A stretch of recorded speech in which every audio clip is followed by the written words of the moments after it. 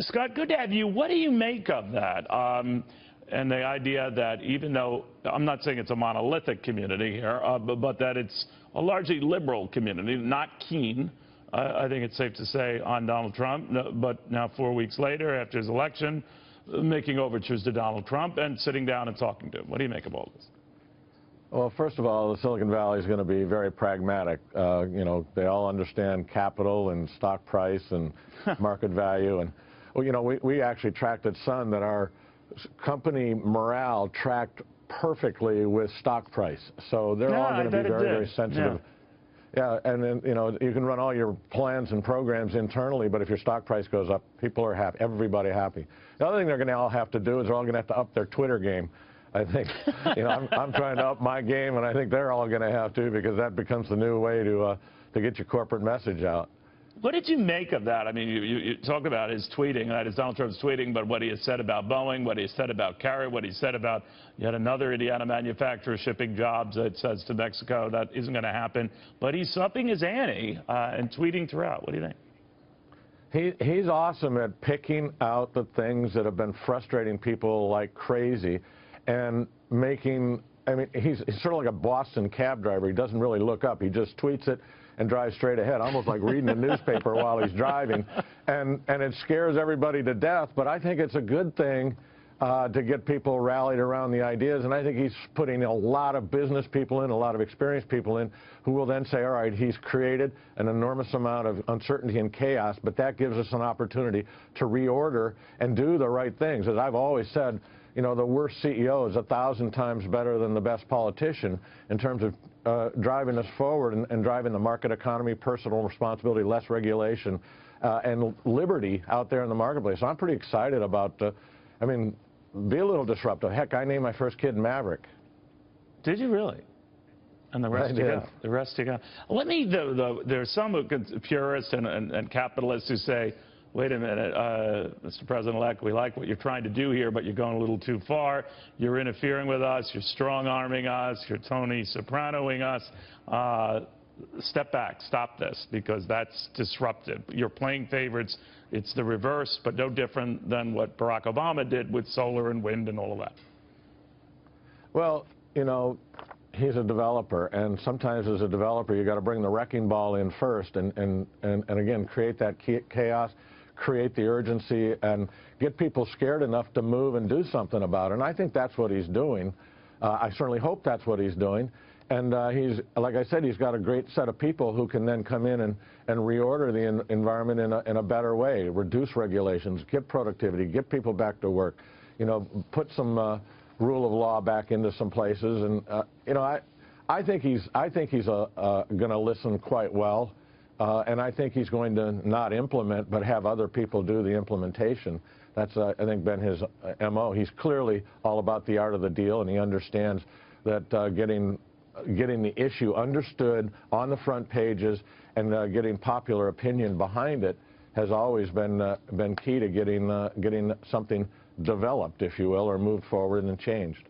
What do you make of the guarded response Boeing had to this big dust-up over what now is a $4 billion Air Force One project, I guess, for 2 planes, but it's gone up significantly in the last few years, and Trump must have looked at it and said, are you kidding me? And said, no, cancel the order. And the company coming back and saying, well, for one thing, you can't just cancel an order that's already agreed to, but giving pause to maybe to what you said, the public reaction that people are doing what you're just doing now, saying, how does it get that out of control that a bid goes way beyond the original price? Everybody's been upset at the $450 hammer since right. We started Sun Microsystems back in 1982. So this is, again, him bringing up a big issue. You know, Congress buys airplanes, he doesn't, and all the rest of it. So he's just bringing to light an issue that he wants to he wants to shine a big, huge spotlight on this issue. I think he that's can't great. cancel that order, which Boeing was saying in a statement. I don't want to repeat the whole statement, but he's sending a message here, this has got to stop. Absolutely. And that has a powerful impact.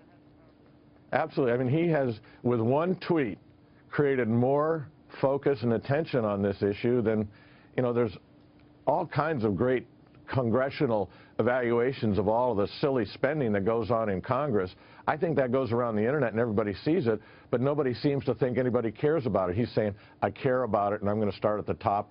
I'm taking no salary, and I'm not going to buy the $4 billion airplane set. So I think he's sending the right message. Now, the real, issue is he putting a great team on that with that kind of air cover that he's providing by going directly to the world on this thing, directly around the media on these things, does he provide the air cover and a team that can go implement and do some significant change? We all know there's an enormous amount of waste in government. By definition, it's a monopoly, and monopolies are, by definition, corrupt, inefficient, very expensive, all the rest of it. It's so much that within defense, if the Washington Post is right, it's $125 billion worth of waste.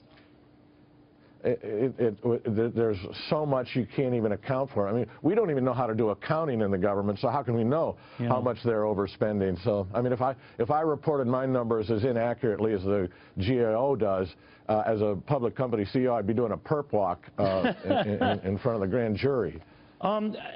Switching gears very quickly, the list for potential Secretary of State candidates has widened to even include the head of ExxonMobil, and a lot of people, liberals particularly, are aghast at that an oil guy, let alone a close friend and confidant is too strong a word, but has done business with Vladimir Putin in Russia, is the last guy you want as Secretary of State, but he's still getting that meeting with Donald Trump. What do you think? And like I said, the world's worst CEO. Now, here's a fantastic CEO who's got a, I mean, when I used to be with Sun Microsystems, I had the double-stacked passport. He's probably got a quadruple-stacked passport with stamps everywhere, and probably has more stamps than the rest of Congress combined. And these are the kinds of folks you want who have been there, who haven't been there on PR trips or vacation, but have been there doing business, meeting the people, understanding the lay of the land, understanding the risk. When we went into each new country, we got a huge overview on what the political and economic and regulatory landscapes were in each of these geographies, and we became, I don't know, I think that's a wonderful answer. A Mitt Romney who's traveled around the world on business and knows and understands us, who have passports who are, triple, quadruple stacked. Those are the kinds of people you want getting involved in these kinds of issues. That's well put. If you're well traveled, you're at least very familiar with the travels that you have to make. Scott McNealy, great catching up with you. Thank you.